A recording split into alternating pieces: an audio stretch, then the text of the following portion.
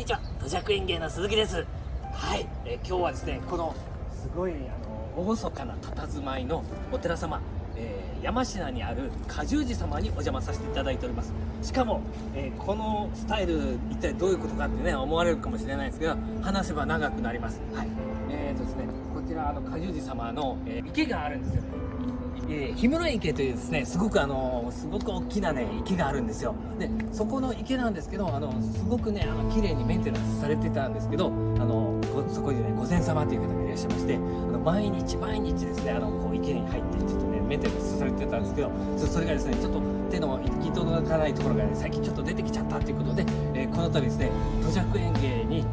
お願いをいただきまして、池のメンテナンスをさせていただくことになりました。現在はですね、ハスと睡蓮がですね、非常に元気良すぎてですね、全体的に広がってしまっているという状況ですね。で、結構ところどころ雑草が生えてしまっていたりするんですが、特にですね、築山の付近ですね、こちらの池としてはふさわしくないとされている希少部とかガマがはびこっている状態でした。そしてこの池の作業をさせていただくんですが、その前にちょっとね特徴をちょっと説明させていただかないといけないんです。まず第一にぬかるみです。はい、この映像を見てください。はい、これは花田先生がですねこの池の中を移動しているところなんですけど、決してこれはスローモーションではないんですよ。これね、おそらく花田先生的には全速力で走っているぐらいの気持ちだと思います。はい、それぐらいですね、下に溜まっているこうね泥のようなものがですね足を取りまして、本当にねこんな感じです。海洋性のようなものですね。なんか重力がですね10倍になって、自分が急に体重重くなったんじゃないかなって思うくらい、もう体がとにかく重くてですね、もう本当に10メートルそこそこ歩くぐらいでもうヘトヘトになるような、それぐらいのねぬかるみでした。次にこちらの池のさらなる作業を困難にさせたところがですね、池の広さですね。今回の作業面積で一番距離のあったところはですね、60メーター、70メーターぐらいあったかもしれないですね。はい。それぐらいの距離をですね、先ほどのようなぬかるみの中をずっと移動するわけにもいかないです。もうそうしたらですね、もうちょっとたちまち体力を使い果たしてしまうというようなことになりかねないですし、そもそも時間かかりすぎてしまいますからね。はい。そこで、運搬に今回はこのような船を使いました。はい。こうやってね、引っ張るんですね。はい。こうやって物を乗せた後、船の両端にですね紐をつけてですね船で移動させるということをやっておりました。これでだいぶね軽減されてはいるんですけど、それにしてもかなりね大変な作業でした。はい、じゃあちょっと作業のねそれぞれの説明をさせていただきますね。まず取り掛かったのがですねこちらですね。この赤い部分なんですけど、そんなに広くなさそうに見えるんですが、ここも結構大きかったですね。矢印の方向から見るとこんな感じです。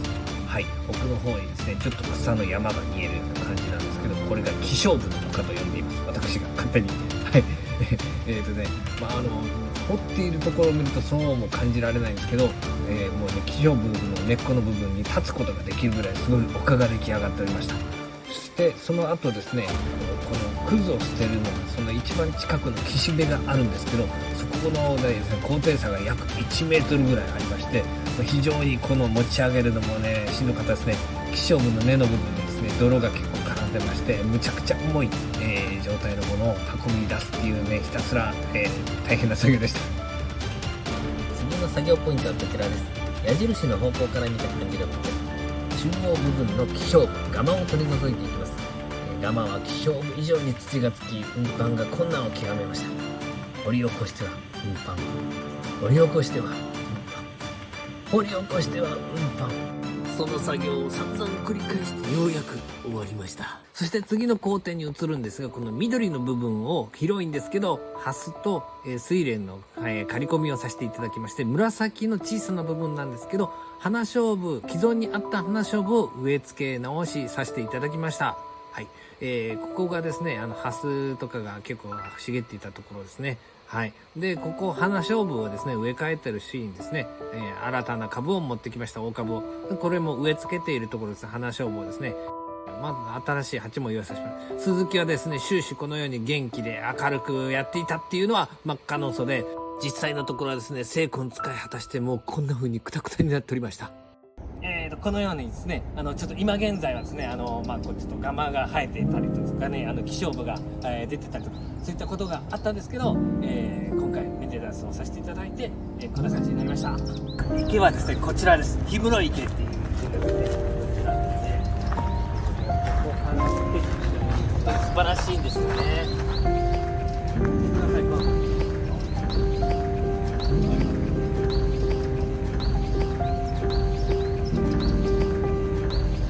素晴らしい景色がお池なんですが、本当にちょっと思わしくない状況に、ね、なってたっていうところで、富山県の方にご用意いただきまして、見てください、この月山がもともとちょっとね草も生えちゃって、周りに好ましくない気象部が生えちゃって、ぐるっと後ろもですねガマだらけだったんですよ。あんまり悪く言うとよくないかもしれないですけど、ちょっと好ましくないものがあって、でハス柄はですねちょっと今時期全面を覆ってると少しねハスの青さがなくなってきてる時期ですので、よくないかなということでちょっと買ってみます。はい。であとはですね、あそこの今ね肥料をまいてるとこなんかも気象部と、あとガマなんか、あと草のもう本当にね湿地からできる山みたいになってたんですけど、それも全部取り除かせていただきました。はい。ということで、あとここの隣にもねちょっとこの頭部が草も生えてきたりとかしてたのを今回ちょっと植え直してこんな感じです。ちょっと足元に気をつけてくださいね。ここから見るとランダムに植わってる感じですねあそこと、はい、あとあそこにもね、はい、植わっております。はい、トイさん、はい、一緒に頑張ってもらったトイさんです。はい、はい、今ね鳴らしてくれてますね。あそこの話をね、はい、またですねぜひ皆さんですねこのいい時期って言ったらね、まずは睡蓮が咲く時期って言ったら5月ぐらいですかね。5月ぐらいと、あと柿つばたも5月ですから、連休の頃とかすごく見頃になるんじゃないかなと思います、この池ね。であとその次はですね6月の、中頃には咲き始めてるんじゃないかなと思うんですけど、ハスなんかもすごく本当に全面こうね、私実は見てないんですけど、でも花柄を見てたらもうそれは素晴らしく咲き誇ってたことであろうっていう状況でしたので、皆さんね果樹寺さんの方に見に来ていただければと思います。はい、本当にね、それ以外今回土着園に池だけ携わったんですけど、他のねもみじであったりとか、本当にこうで庭木なんかも素晴らしく綺麗な環境ですので、皆さんぜひ観光に来ていただければと思います。はい、ということで今日は果樹寺様のメンテナンスをさせていただきました。それでは皆さん、さよなら。